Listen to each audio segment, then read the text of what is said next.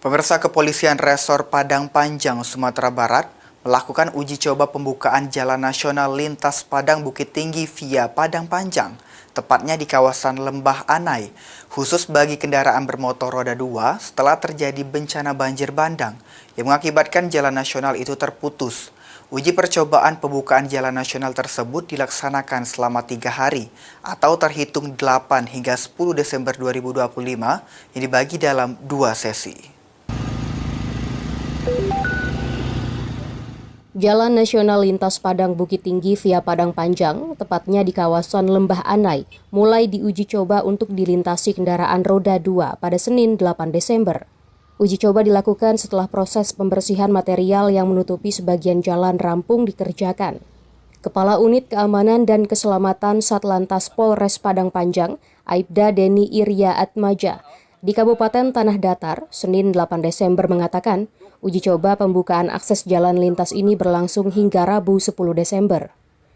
Jalan lintas tersebut hanya dibuka selama 2 sesi dalam 1 hari, yakni pukul 6 hingga 8 waktu Indonesia Barat pada sesi pertama, pada pukul 16.30 hingga 18.30 waktu Indonesia Barat untuk sesi kedua.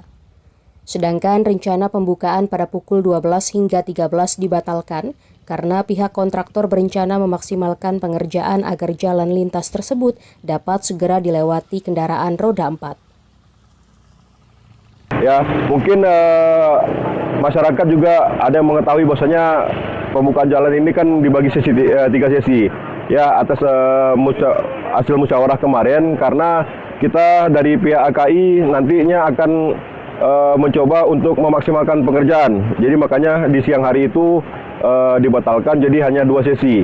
Ya, kemudian nanti untuk bagaimana yang bertanya bagaimana dengan kendaraan roda 4, Pak? Kalau roda 4 kami belum bisa memastikan, ya, karena itu semuanya keputusan ada dari pihak PUPR dan pihak AKI.